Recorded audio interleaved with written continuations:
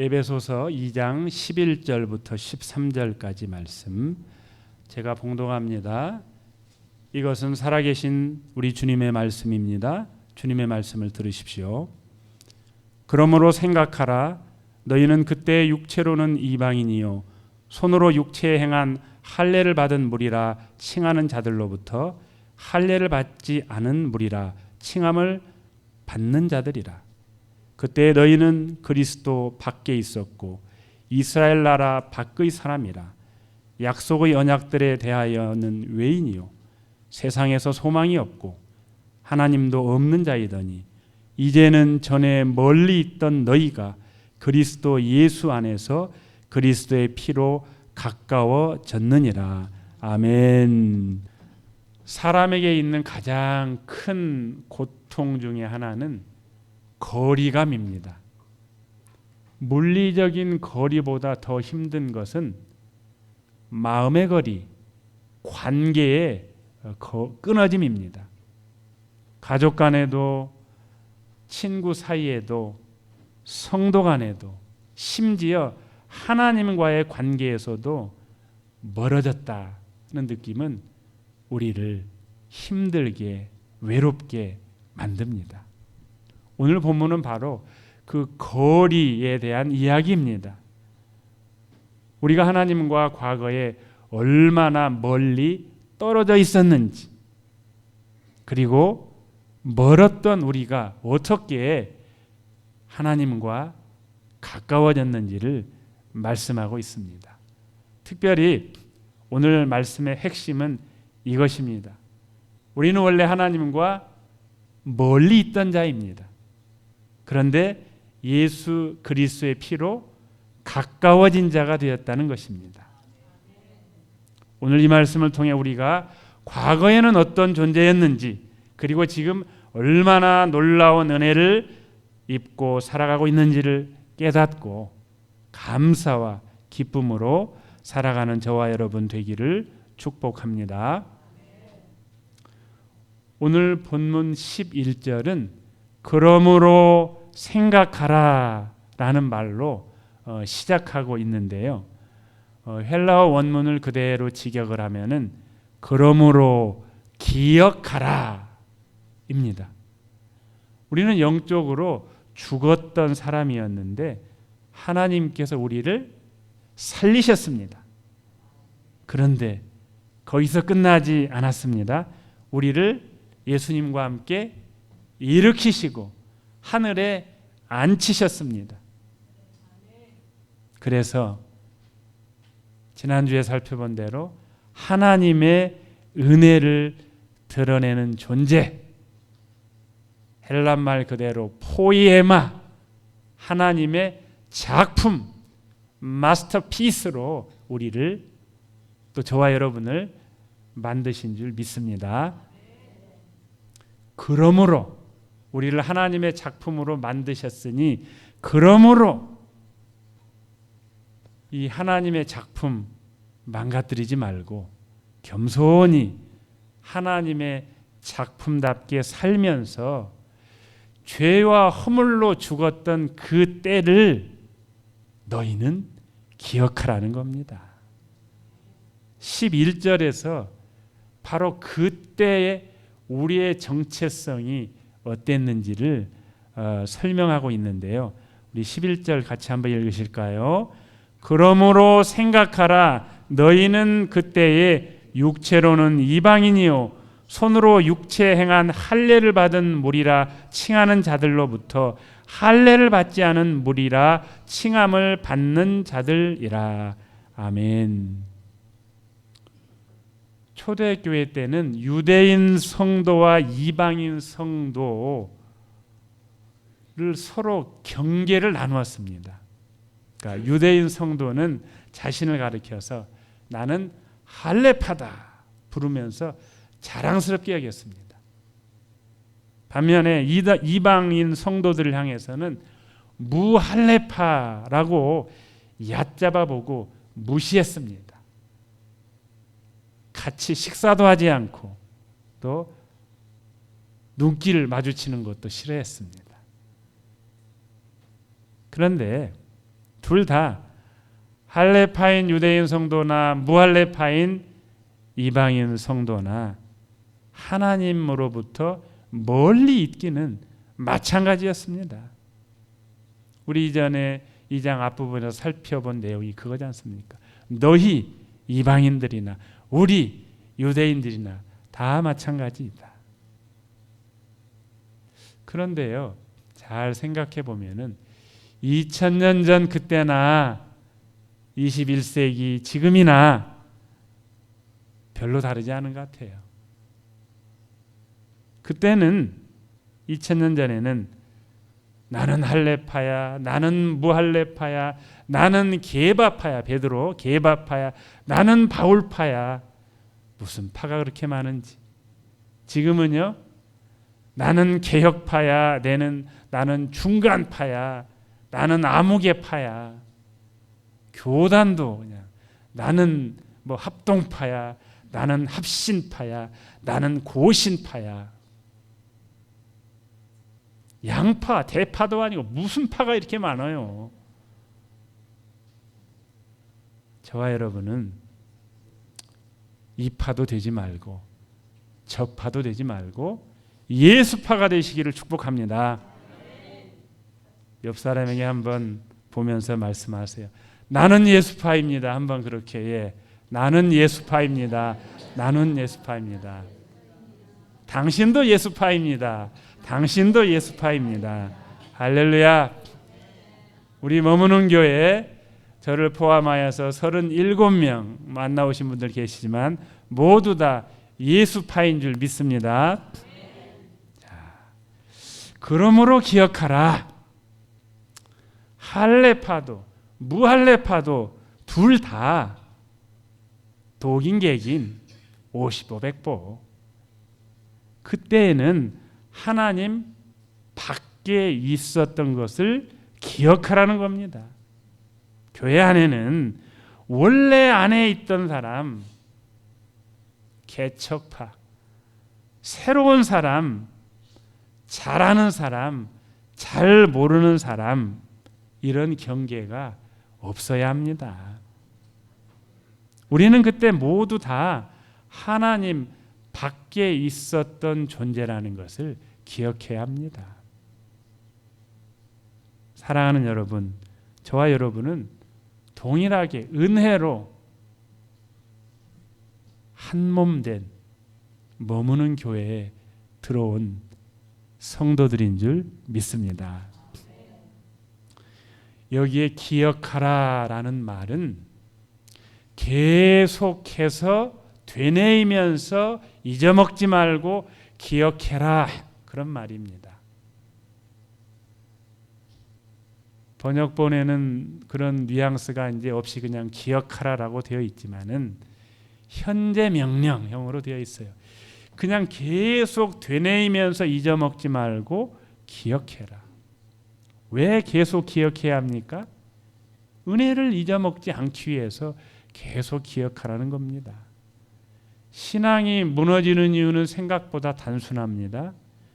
은혜를 잊어먹으면, 은혜를 잊으면 교만해지고 예배가 형식화가 되고 복음의 감동을 잃어버립니다. 그래서 사도 바울은 일부러 그 불편했던 과거를 다시 꺼냅니다. 하나님 밖에 있어서 마음대로 살던 그 과거, 그때의 모습을 일부러 꺼내요. 이어지는 12절에서 과거의 그 상태가 어떠했는지를 5가지로 설명을 합니다. 우리 12절 같이 한번 읽겠습니다. 그때에 너희는 그리스도 밖에 있었고 이스라엘 나라 밖의 사람이라. 약속의 언약들에 대하여는 외인이요 세상에서 소망이 없고 하나님도 없는 자이더니. 아멘. 그리스도 밖에 있었고, 이 말은 구원의 길이 없었던 사람이라는 겁니다. 예수님 밖에 있었던 존재라는 거죠. 또 이스라엘 나라 밖의 사람이라. 우리는 대한민국 사람이고 미국 사람이니까 당연히 이스라엘 나라 밖에 있었죠. 이스라엘 나라 밖에 있다라는 말은 그런 뭐 국가를 말하는 게 아니라 하나님의 백성이 아니었던 사람이라는 겁니다. 또한 약속의 언약들에 대하여 외인이요. 성경에 얼마나 많은 약속들이 있습니까? 그 약속들에 대해서는 혜택을 못 입는, 베너핏이 없는 그런 사람들이었다는 겁니다.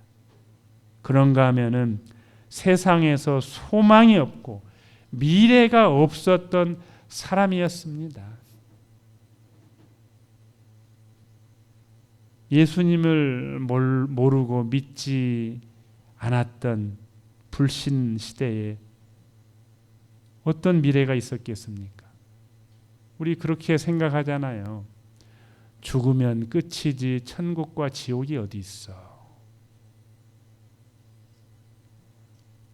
요즘에는 이제 제 또래 동기 목회자들의 부모님들이 이제 소천 하시는 때가 되었더라고요. 뭐 80, 이제 90을 되시는 분들이 해서 이 단체 카톡에 뭐 그냥 뭐 한두 달이 멀다 하고 이 소천 카톡이 이제 와요. 오늘 아침에도 왔는데 뭐 다 저희 동기들 80여 명이니까 다 알고 지내죠. 또 특히 기숙사 생활을 했기 때문에 그분들 부고가 올 때 이제 소천이라는 표현을 쓰더라고요. 소천 우리 많이 쓰죠.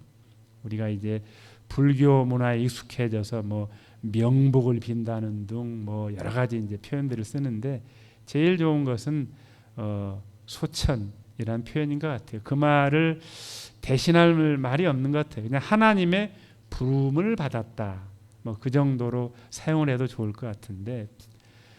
저 어렸을 때 이 동네에서 이제 상여를 만들어서 뭐 다 안 믿는 분들이죠. 그 동네에 뭐 다 굿하고 선앙당 만들어 가지고 거기서 빌고 다 무속 신앙을 섬겼던 분들인데 그분들이 돌아가시면은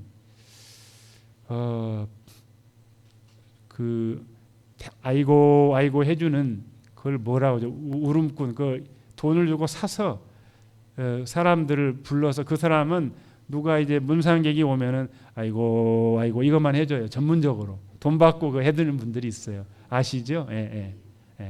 왜냐하면 그 상주들이 문상객 올 때마다 아이고 할 수가 없으니까 아예 사람을 사다가 해요. 예. 어디를 가요? 아이고. 그냥 그들에게는 죽으면 끝이에요. 죽음 이후에 아무것도 없는 거예요. 그렇게 믿고 그렇게 생각하기 때문에 얼마나 슬퍼요. 다시 만날 수 있다는 소망이 없잖아요. 끝이에요. 그래서 그렇게 우는 거지요.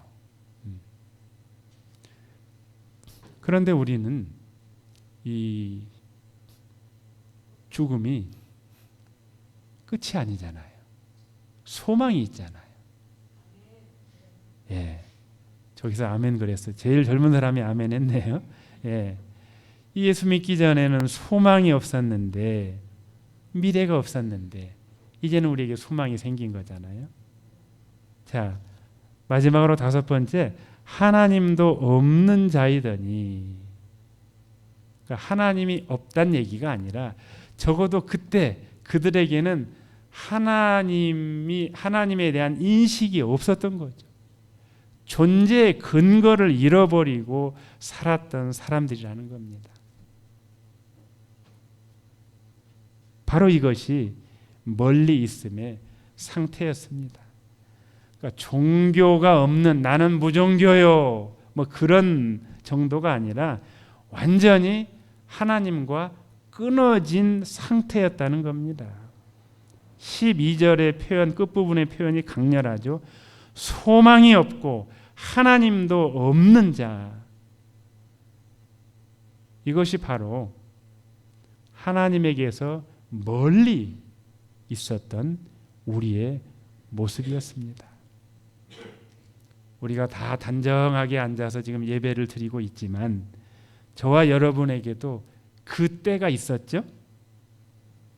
예수님을 그냥 공자, 석가와 같은 성인 중에 한 명으로 알았던 그때, 2000년 전에 장가도 못 가고 33살에 요절한 그 청년을 왜 우리가 믿어야 돼?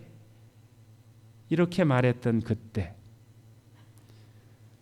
라이드는 해도 내가 결코 교회의 문턱은 넘지 않으리라 다짐했던 그때, 예배당 안에 앉아는 있어도 내 마음 갈 길을 잃어 헤매고 다니던 그때, 설교는 자장가로 연설로 좋은 말이야 정도로 들렸던 그때 말입니다. 이렇게 멀리 있던 우리가 가까워졌어요. 예수님과 가까이 있게 되었고, 교회와 가까이 있게 되었고, 성경과 가까워졌고요, 성도들과 가까워졌습니다. 혹시 아직도 주님으로부터 멀찌감치 계신 분들이 있으신가요? 베드로가 멀찌감치 예수님을 따라가다가 어떻게 돼요? 예수님 모른다고 3번씩이나 부인하고 저주하면서 모른다고 하잖아요. 그러니까 예수님을 멀찌감치 따라가지 마시고 가까이 붙들고 따라가셔야 돼요. 아멘.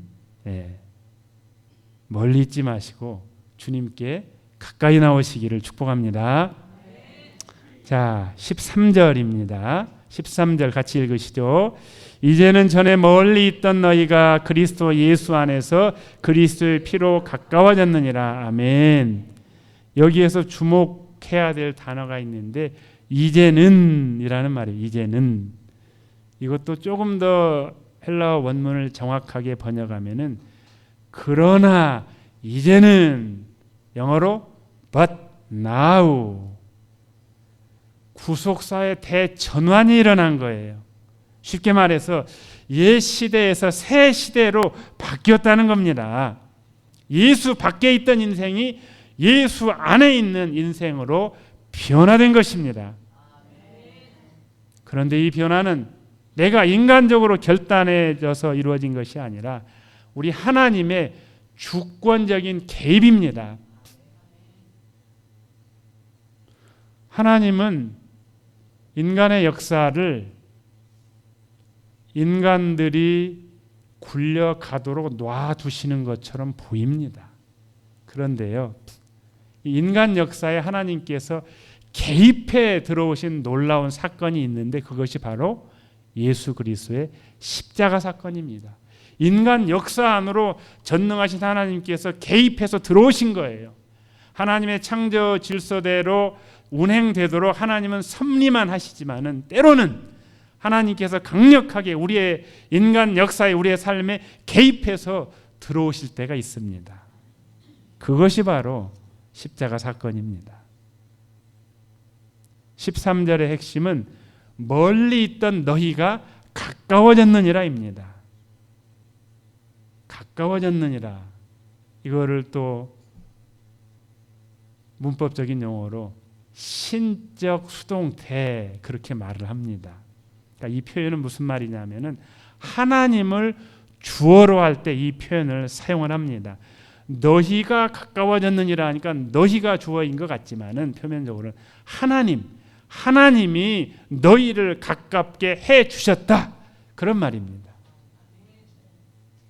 멀리 있던 우리를 가깝게 해 주신 분이 누구라고요? 하나님이십니다. 그런데 이것이 바로 예수 그리스도를 통해 이루어졌다는 것을 강조를 해요. 어떻게 해요? 그리스도 예수 안에서 또 그리스도의 피로 강조를 해요. 강조를 하는데 아주 보기 좋게, 이 하나님께서 왜 그 언어를, 헬라 말을 성경을 기록하는 데 사용하셨는지를 많이 느끼게 돼요. 여기 멀리 있던 너희가 가까워졌느니라 라는 말 앞에다가 그리스도 예수 안에서, 뒤에다가 그리스도의 피로, 그러니까 어떻게 된 것 같아요? 가까워진 우리를 예수님이 어떻게 이렇게 딱 보듬고 안고 있는 것처럼 보이잖아요. 시각적으로 언어를 통해서도 그렇게 보여주고 계시는 거예요. 과거에는 멀리 있었지만 이제는 가까워졌어요. 어떻게 가까워졌다고요? 그리스도의 피로, 예수님의 피로. 이것이 복음의 핵심입니다. 우리가 노력해져서 가까워진 것이 아니에요. 우리가 잘 살아져서 가까워진 것이 아닙니다. 예수님의 십자가의 피, 그 보혈의 공로가 우리와 하나님 사이의 거리를 없애버린 거예요. 기독교는 피의 종교라 그러죠. 왜요? 항상 피를 노래해요. 피를 찬양하고 피를 먹고 마셔요. 또 성찬식 때. 그래서 초대교회 때부터 그런 그 별명, 기독교는 피의 종교다. 예수쟁이는 피를 먹고 마신다. 그렇게 이제 비아냥거렸죠. 비아냥거린 어투로 말을 했지만은 맞아요. 기독교는 피의 종교, 예수님의 보혈의 종교예요. 그걸 빼놓고는 기독교가 성립할 수 없습니다. 우리가 예수님의 보혈을 찬양하는 찬양을 경배와 찬양 때 자주 부르는데요. 그 찬양이 힘이 있습니다. 제가 경험한 바로는 그 찬양을 예수님의 보혈을 높이는 찬양을 할 때에 악한 영이 물러갑니다. 예수님의 그 보혈 앞에 악한 영이 물러가요. 그 예수님과 하나님과 우리 사이에 공중의 권세 잡은 자가 가로막고 있었는데 그 예수님의 보혈의 능력에 의해서 이 가로막힌 장벽이 제거되고 하나님과 우리 사이가 가까워진 겁니다.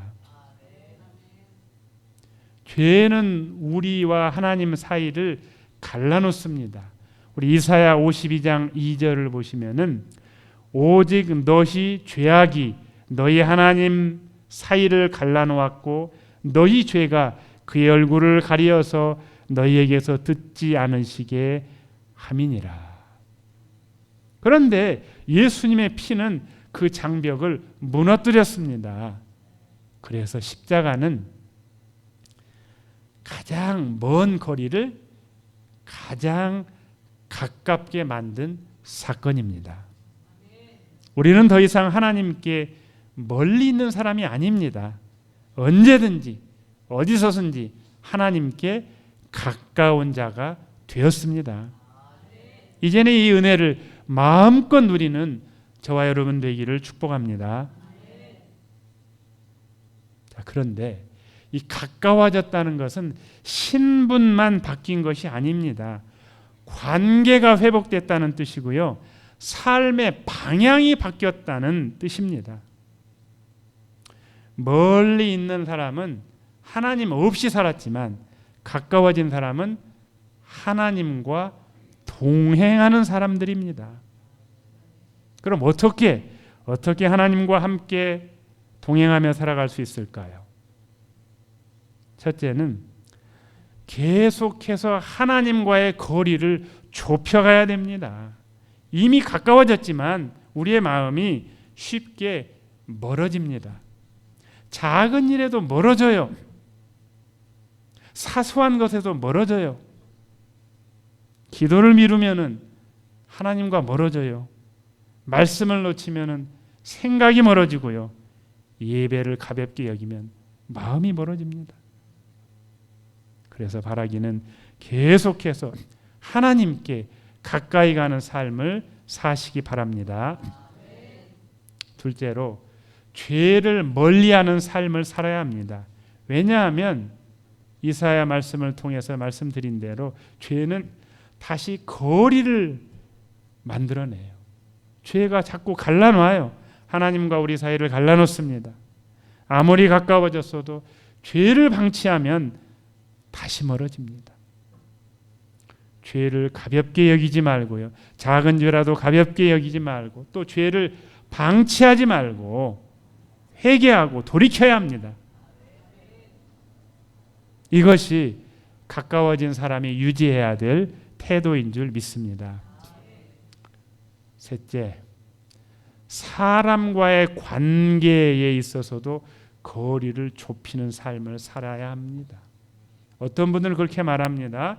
하나님과의 관계가 나 홀로 좋으면 됐지, 사람과의 관계는 뭐 그냥 괜찮아. 아니요. 눈에 보이는 형제를 사랑하지 않고 눈에 보이지 않는 하나님을 사랑한다 라고 말할 수 있겠습니까? 십자가를 보십시오. 십자가는 하나님과 우리의 수직적인 사랑과 형제와 형제 간의 수평적인 사랑을 잘 보여주고 있습니다. 하나님과의 관계 회복은 반드시 사람과의 관계 회복으로 이어지게 되어 있습니다. 미워하기보다 사랑하고 끊기보다는 좀 이어주고 상처 주기보다 회복시키는 삶, 이렇게 우리가 살아야 되지 않겠습니까? 하나님과 가까워진 사람은 사람과도 가까워지는 방향으로 살아갑니다. 여러분, 이렇게 사람과의 거리를 좁혀가는 삶을 사시기 바랍니다. 마지막으로 네 번째, 복음을 가지고 멀리 있는 사람들에게 나가야 합니다. 우리가 잊지 말아야 될 것이 있습니다.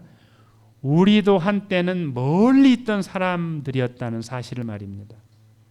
그러므로 이제는 아직 하나님을 모르는 사람, 아직 교회 밖에 있는 사람, 여전히 멀리 있는 사람들에게 다가가야 합니다. 그래서 우리 6월 28일 전도 집회를 마련하고 있잖아요. 멀리 있는 사람, 우리는 이제 멀리 있다가 가까이 왔으니 아직도 멀리 있는 사람들을 가까이 오게 해야 됩니다. 바로 이것이 예수 그리스도의 피로 가까워진 사람의 사명인 줄 믿습니다. 말씀을 정리하시죠. 자, 우리는 한때 하나님과 멀리 있던 사람들이었습니다. 그러나 이제 예수님의 피로 하나님과 가까워진 사람이 되었습니다.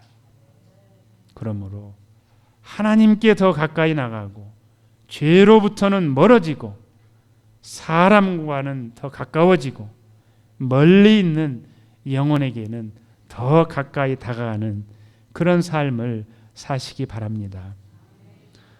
사랑하는 머무는 교회 성도 여러분, 이렇게 가까워진 사람답게 살아내는 저와 여러분 되기를 주님의 이름으로 축복합니다.